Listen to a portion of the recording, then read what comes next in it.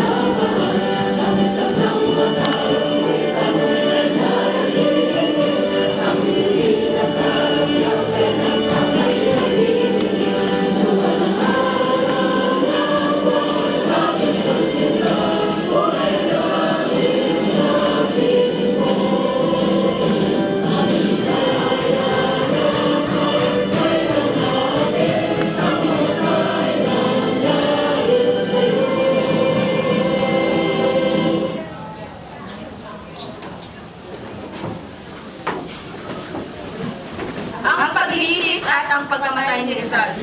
Dahil sa pagiging isang matapang na Pilipino, si Dr. Jose Rizal ay lumaban sa mga masasamang opisyal ng Espanya at mga kurap na praile. Hindi sa pamamagitan ng itak at baril o ng dugo at pawis, kundi kanyang ginamit ang talino, lakas ng loob, pagmamahal sa bayan at higit sa lahat ang panulat at papel. Kanyang isinulat ang dalawang nobela, ang Noli Me Tangere at ang El Filibusterismo, na nagbigay pag-asa sa mga Pilipino upang maalis sa pagkakalipin ng mga Kastila. Dahil dito, maraming Espanyol ang nagalit at nais pabagsakin ang ating magiting na bayani, hanggang siya ay nakusahan sa pagkakasalang hindi niya ginawa. Siya ay pinatapos sa dapitan at dooy na natili ng 4 na taon. Sa pagnanais niyang makatulong bilang isang panghukbong manggagamot sa Cuba, lingid sa kanyang kaalaman ang masamang plano ng kanyang mga kaaway. Dahil dito, nag-alok ang mga katipunero ng tulong upang siya ay may takas at maligtas ang kanyang buhay.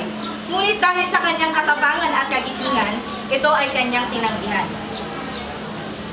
Ika-21 ng Bonyo, 1,896. Ang mga katipunan ay may balak italin ka sa Japan upang magligtas sa kamay ng iyong mga tao.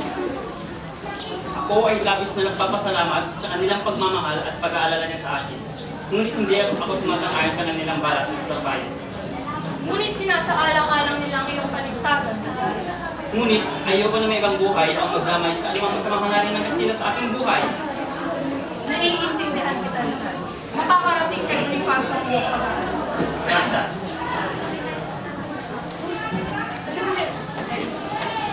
Ang pagtulong ng mga katipunero sa planong pagligtas kay Rizal. Kailangan nating mangimasok sa mga Kastila sa lalong madaling panahon para iligtas si Rizal. Iligtas si Rizal! Iligtas si Rizal! Iligtas si Rizal! Iligtas si Rizal! Uminahan kayo! Ang seguridad sa aking kapatid ay napaka-equip. Sigurado akong mas Espanyol ay handa para sa anumang plano upang hindi may takas ang aking kapatid na lalaki. At kahit tayo, hindi tayo natatakot sa kanila. Ang aking mga katipunero hanggang kamatayan, lalaban kami. Lalaban tayo! Lalaban tayo! Lalaban tayo! Kahit ako, gusto kong iligtas ang aking kapatid. Subalit ay ni Rizal may lagay sa panganib ang ating buhay sa pagtatanggol sa kanyang laban sa Kastila.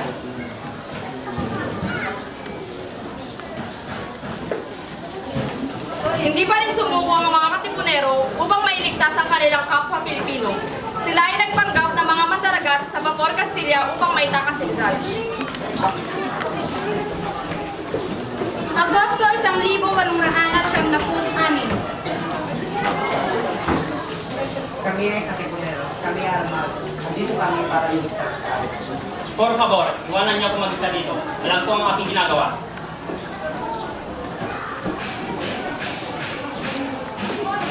Pinili ni Dr. Jose Rizal na hindi tumakas sa mapanganib na sitwasyon, kaysa tumakas na tila may nagawang masama. Bilang isang taong marangal, kanyang inakala na ganoon din ang pakikitungo sa kanya ng mga Espanyol. Ngunit siya ay nagkamali. Ito ang naging dahilan ng kanyang kapahamakan. 26 na araw siyang nanatili sa Vapor Castilla. Habang siya ay naroroon, kanyang nabalitaan ang pag-aalsa ng mga katipunero para sa isang revolusyon na naghahangad may balik ang kalayaan ng Pilipinas. Ito ay hindi bahala na baka siya ay idamay ng mga otoridad ng Espanya sa madugong labanan. Ika-3 ng Setyembre taong 1896 nang siya ay tumungo sa Espanya sakay ng bapor Isla de Panay. Ito ang ika-4 na pagkakataon na siya ay aalis ng bansa. Sa mga pagkakataong ito, nagaganap naman ang revolusyon sa mga karating probinsya ng Maynila. Bago siya umalis, siya ay sumulat sa kanyang ina. Ika-3 ng Setyembre, 1896. Mahal kong ina, huwag kayong mag-alala sa anumang bagay. Tayong lahat ay nasa pangangalaga ng poong may kapal. Hindi lahat na natutungo sa bansang Cuba ay namamatay. Gayunpaman, kung may mamamatay, mas mainam na mamatay na may ginagawang kabutihan. Nagmamahal, Jose. Gabi ng ika-7 ng Setyembre, nang nasabing taon nang makarating ang bapor sa Singapore. Nang ginawmagahan ang mga kapwa manlalakbay ni Rizal na sina Don Pedro Rojas at ang kanyang anak na si Pirikin ay nakipag-usap sa kanya. Manalili ka na lamang dito, Rizal, para sa iyong paligtasan. Hindi ako tatakas. Hindi ako natatakot. Ako ay inosente at wala akong kasalanan upang manatili dito at tago ang aking sarili sa ibang bansa. Sana'y mag-ingat ka lagi at sumuli na rin.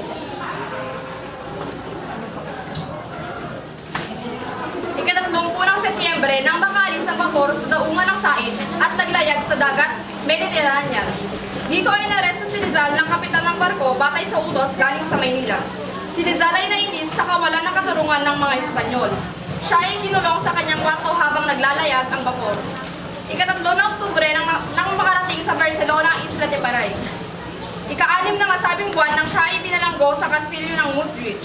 Nang gabing iyon, umalis din sa Barcelona at tumungo sa Maynila si Rizal sakay ng bapor Colon. Nang makarating ang bapor sa Singapore, isang abogadong Ingles ang sumubok na iligtas si Rizal sa pamamagitan ng kasulatang habeas corpus. Napatuloy sa bapor na kanyang sinasakyan. Ngunit ito ay ikinaila ng hukom, kung kaya't nagpatuloy ang paglalayag ng bapor patungong Maynila. Ika-3 ng Nobyembre nang makarating sa Maynila ang bapor Colon, si Dr. Rizal ay pinunta sa Fort Santiago. Doon ay nanatili siyang inkomunikado.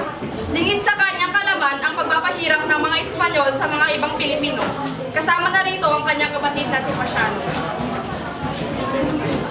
Ika-3 ng Nobyembre, 1896.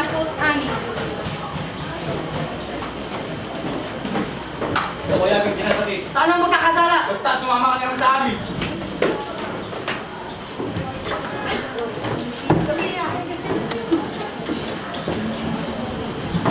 Pinahirapan ng mga Espanyol si Pasiano, ngunit siya ay nanatiling matapang at hindi nagpatinag sa pananakit ng mga Espanyol.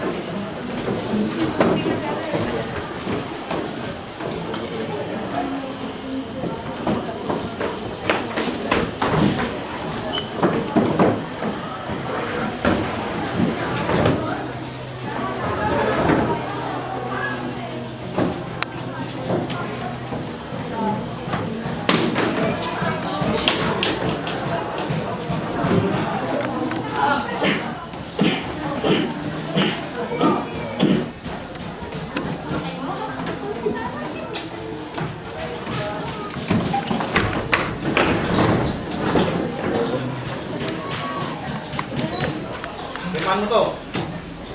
Di ko pipirman yan. Pinas ka ha.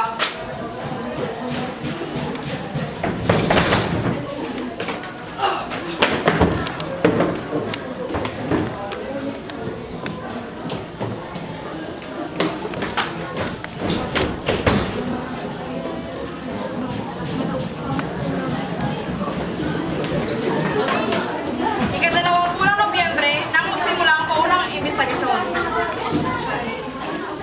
Siya ay sumailalim sa 5 araw na investigasyon. Ipinaalam ang mga kasong isinampa sa kanya.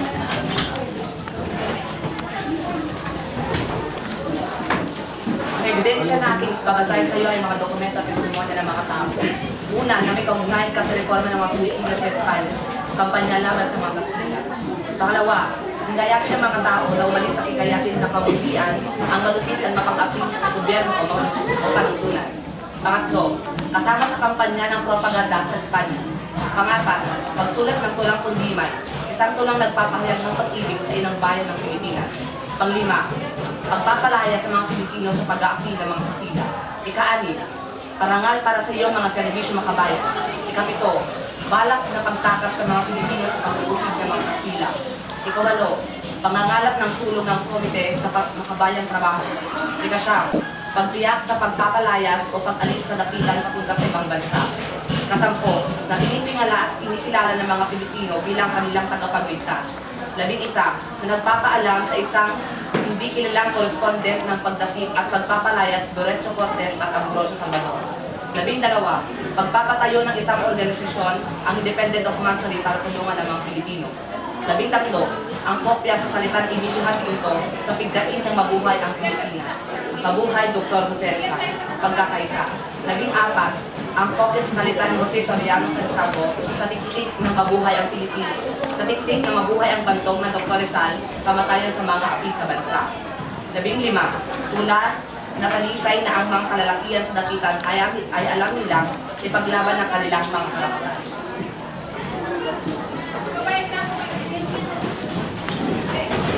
Matapos ng investigasyon at matapos pag-aaralan ang mga papeles, isinumite ni Don Nicolas de la Peña ang mga sumusunod na rekomendasyon. Una, ang akusado ay dapat nalitisin sa lalong madaling panahon. Ikalawa, siya ay dapat manatili sa kulungan. Ikatlo, pagkuha sa mga ari-arian na nagkakahalaga ng 1 milyon bilang bayad ng sala. At ikaapat, siya ay dapat ipagtanggol sa hukuman ng isang opisyal ng hukbo at hindi ng sibilyang abogado. Ang tanging karapatang ibinigay kay Rizal ng mga Espanyol ay ang pagpili ng kanyang tagapagtanggol. Ngunit ang mga ito ay masyadong mahigpit kung kaya't siya ay maaari lamang pumili sa listahang ibinigay sa kanya. Nang kanyang tingnan ang listahan, isang pamilyar na pangalan ang kanyang nakita. At ito ay si Don Luis Xavier de Andrade. Kaya siya ang napili ni Rizal. At siya ay hindi nagkamali. Ang napili niyang tagapagtanggol ay ang kapatid ni Don Jose Xavier de Andrade, ang gwardiya ni Rizal sa Calamba.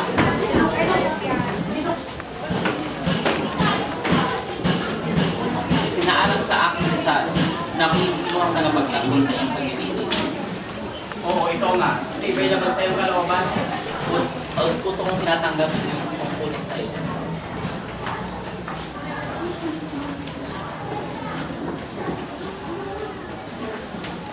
Ang paglilitis kay Rizal ay isang patunay ng kawalan ng katarungan at maling pamamahala ng mga Espanyol.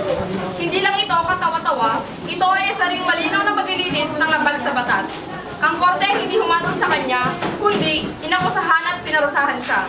Tinanggap ng korte ang mga kaso at reklamo laban sa kanya, ngunit hindi tinanggap at pinansin ng kanyang mga argumento at patunay na siya ay walang kasalanan. Ika-11 ng Disyembre 1890.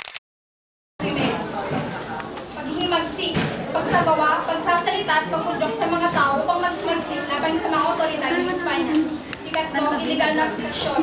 Ay nagsasaad sa batas ng Espanya na ang pagsagawa ng paghihimagsik ay paparusahan ng habang buhay ng pagkabilanggo at kamatayan. At ang pagbuo ng organisasyon ay pagkabilanggo at pagpuntahan. 205 opisina. Este tribunal condenado Alonso con la pena de muerte hace decretado ordinario marshal del cargo como testigo por el presidente los miembros del tribunal. At maaari nyo nang lisanin ang korte.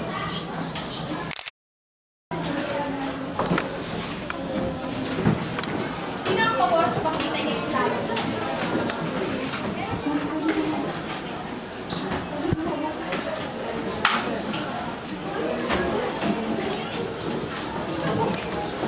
Sa araw ding iyon, ang desisyon ng korte ay isinumite kay Gobernador Polavieja. Agad namang hiningi ni Polavieja ang opinyon ni General Nicolas de la Peña at pinagtibay nito ang hatol na kamatayan. Video pare rin.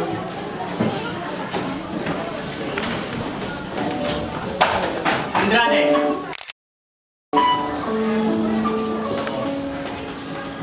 Tama na. Dapat ko nabitiwan ang tungkulin ko dito sa pamalahan ng Pilipinas. Paano ikaw ang nagagalit? Ngunit sa katalayan ako ang pumunta sa kamatayan. Hindi patas ang paglilitis. Hindi nila alam ang kanilang iniisip. Dapat nila sa ilaan masyadong paglinlang. Ito ang unang pagkakataon na marinig ko sa iyan na biyay. Ako'y babalik na sa Espanya. Ako'y naingat iyo, Rizal.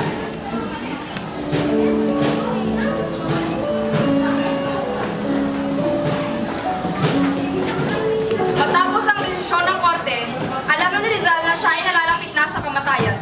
Ang kanyang huling araw sa mundo ay ginugol niya sa pagsusulat ng pamamaalam sa kanyang pamilya at matalik na kaibigan, makikipag-usap sa mga pari at pagsusulat ng kanyang huling tula. Alas 3:30 ng hapon, nang hindi siya mahigpit na binabantayan ng mga gwardya, isinulat ni Dr. Jose Rizal ang kanyang huling tula, ang Ultimo Diyos. Alas 4:30 nang siya naman ay bisitahin ng kanyang ina at susundan ng kanyang kapatid na si Trinidad. Ikatalawang siyam na Disyembre, 1886.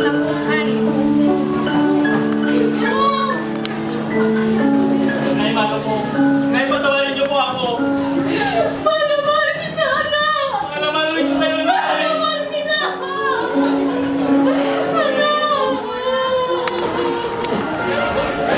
Kung wala ka nang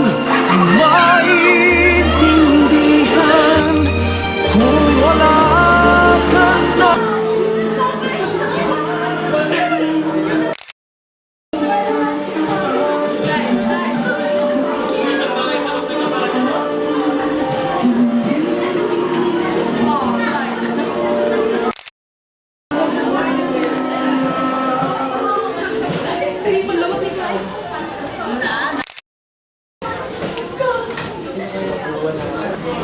Ika-30 ng Disyembre, alas 5 ng umaga, hiniling ni Rizal na sila ay may kasal ni Josephine Brown.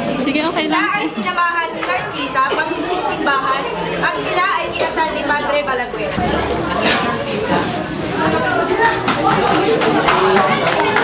Naingat ako sa tatlong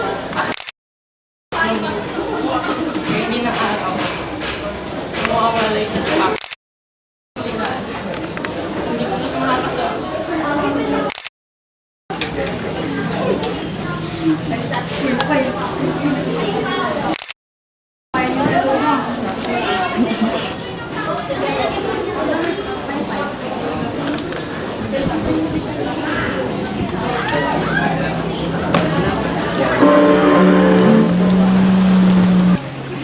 Kang Rizal, tinatanggap mo ba si Josephine bilang iyong kabiyak? Tinatanggap mo ba si Rizal bilang iyong kabiyak? Hirap at ginhawa.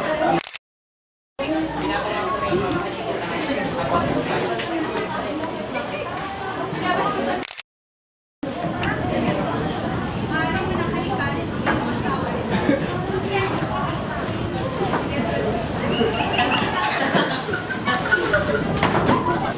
Alas 6:30 ng umaga, nagsimula na ang paglalakad ni Rizal patungo sa kanyang kamatayan. Siya ay mahinahong naglalakad. Siya ay nakadamit ng itim.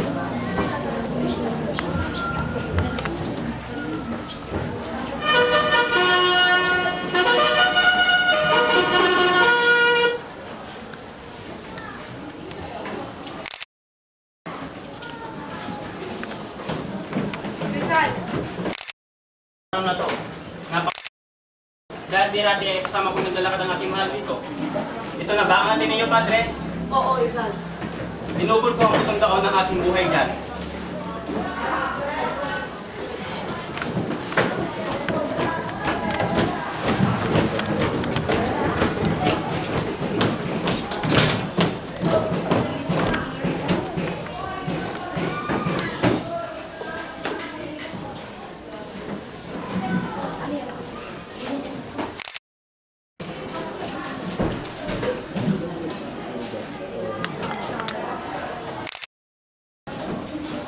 Pinurusahan ng doktor si Rizal at dito'y nalaman niya na normal ang pulso ni Rizal kaya ibig sabihin Paligan ka ba?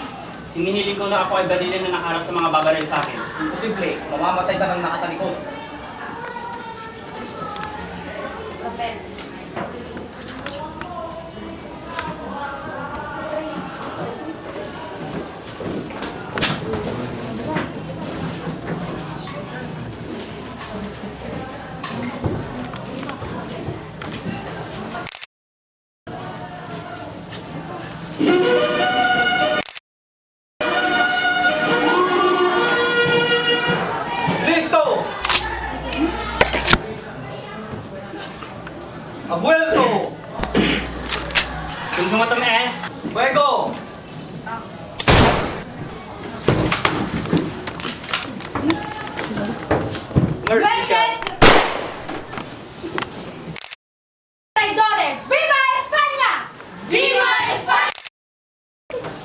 Rizal ay namatay nang nakaharap ang kanyang mukha sa sikat ng araw.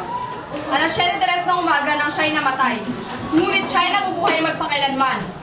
Sa ating mga puso't isip bilang ating pambansang bayani.